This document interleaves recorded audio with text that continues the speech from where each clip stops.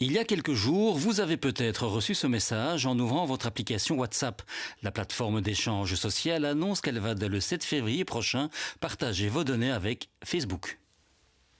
Il y a manifestement une volonté de la part de WhatsApp, en tout cas de Facebook qui est son propriétaire, de pouvoir collecter les données des utilisateurs à des fins clairement marketing, c'est-à-dire de pouvoir déterminer où les gens sont localisés, quels sont leurs centres d'intérêt, de manière à ce que des publicités puissent leur être envoyées. Facebook a racheté WhatsApp 19 milliards de dollars il y a quelques années et doit donc rentabiliser cet investissement. La plupart des Belges l'ignorent et ne sont pas au courant de cette nouvelle politique. Ils ne craignent pas non plus cet échange de données. Ça me fait pas peur parce que maintenant tout est tellement... on sait qu'ils ont accès à toutes nos données partout. Je pense qu'on est déjà pas mal observé, qu'on sait déjà pas mal de choses sur nous. D'autres sont plus prudents et vont migrer vers des plateformes plus sécurisées. Ma vie privée, mon numéro de téléphone, lui va se retrouver sur Facebook.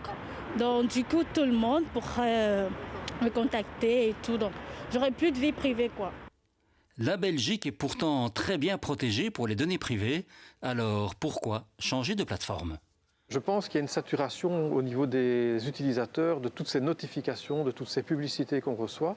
La crainte de voir les données permettant une augmentation de ces publicités, de ces notifications, fait que les gens se tournent vers des plateformes qui leur garantissent une plus grande confidentialité. C'est peut-être pour certains la goutte d'eau qui fait déborder ce vase digital, mais moi je n'ai pas de recommandation à faire par rapport à cela.